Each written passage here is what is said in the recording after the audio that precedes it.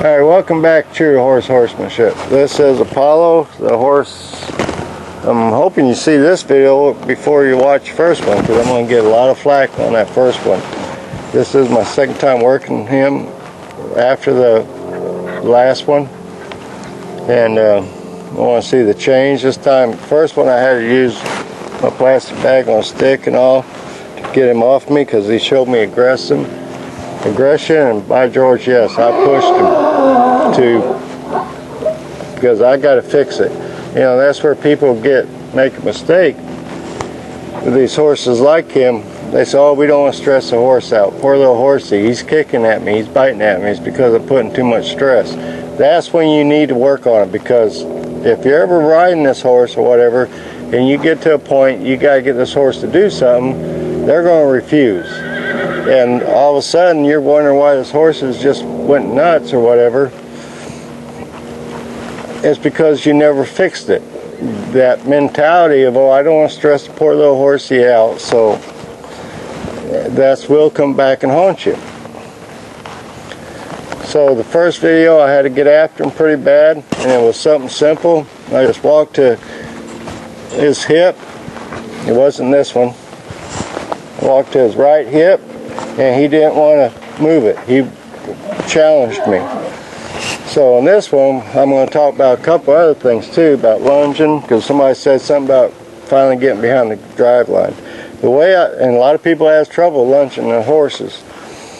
All right, the way I'm going to start, I'm going to point, and no, I'm not going to be on his drive line. I'm going to be right here at his jaw. Now when he moves out, that's when I'm going to get behind his drive line. I'm not going to get before, because if I do it before, if I try to get to this drive line, this is what he's going to do. He's going to be doing that. And that's where people get in trouble. They try to drive this horse forward, and they're going to this hip, and the horse is disengaging and wondering why they can't. The head and neck is your steering wheel. So like I said, I'm going to point, and I'm going to go right behind that jaw, and I'm going to keep pestering him until he moves. And as soon as he starts moving out, I'm going to leave him alone. I'm going to get my body in position behind his drive line. Now I can drive him forward. Now I leave stuff in here on purpose, so this way he gets used to crap all around him. So I'm going to switch directions here. I'm going to pick up my lead, have him disengage. I'm going to point.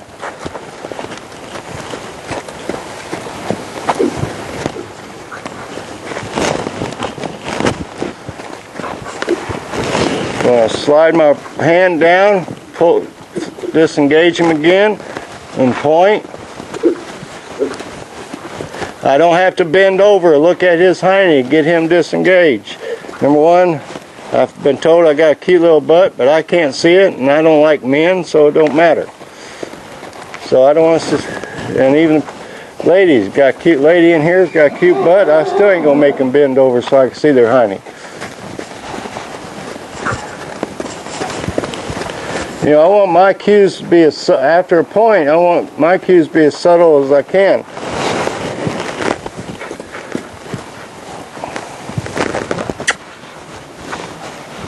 Right there, I gave him a chance, and he moved.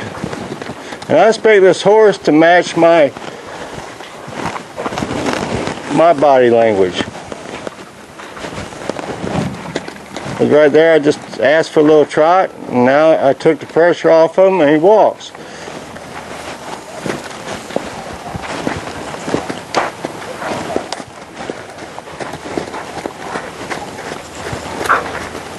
Right there, it's so subtle, y'all didn't pick up on it, but I changed my body a little bit. I got more authoritative, so that was telling him to trot off. Now if I sort of just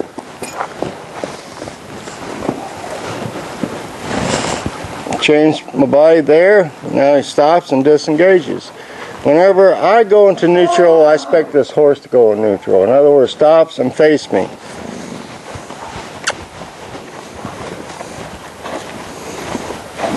Good boy. Now he's backing out of my space. He still ain't completely as pretty as I want it.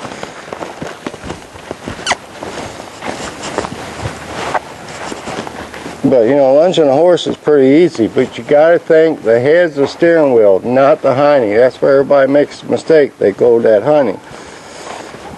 So primarily I filmed this just show the difference in the horse and just a couple of tidbits about lunging. You know, at the first part you have to watch the whole video. At the end you saw a horse that was licking and chewing, relaxed, and I didn't work him since that one, so I filmed this one because just in that one time I was able to get rid of my whip. I just go to my rope. He's calmer. All 4 feet's on the ground. He's still got a ways to go, but he's a lot better horse. And as a matter of fact, it's been about 3 days since I filmed the other video.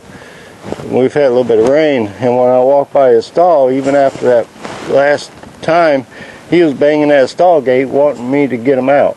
Now, that was because I gave this horse what this young pup needed, leadership. Just a couple of tidbits. I have to get on my website to look, and I got to confirm it. I'm going to be back in Gilroy in November. We had 2 dates going on. We had either the 5th or 6th or 13th and 14th. I got to contact them again to make sure which dates it is.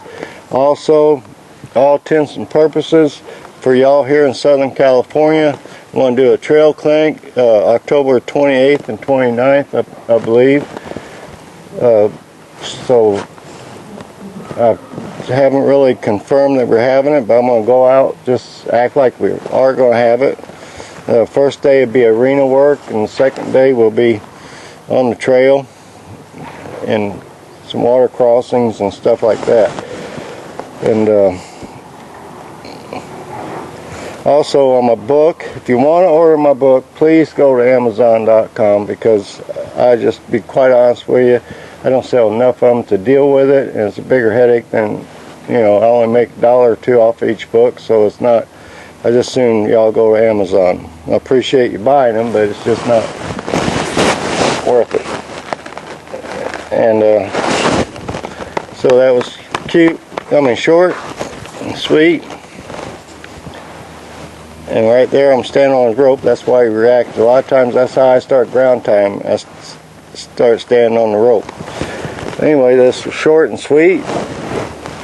We got a lot of other stuff I'd like to say, but I'm not going to. So, as I always say, be true to the horse, they'll be true to you. First and foremost, be true to yourself. To my kids and grandkids and a special person out there, Wash State Lake, Kate, God bless and take care.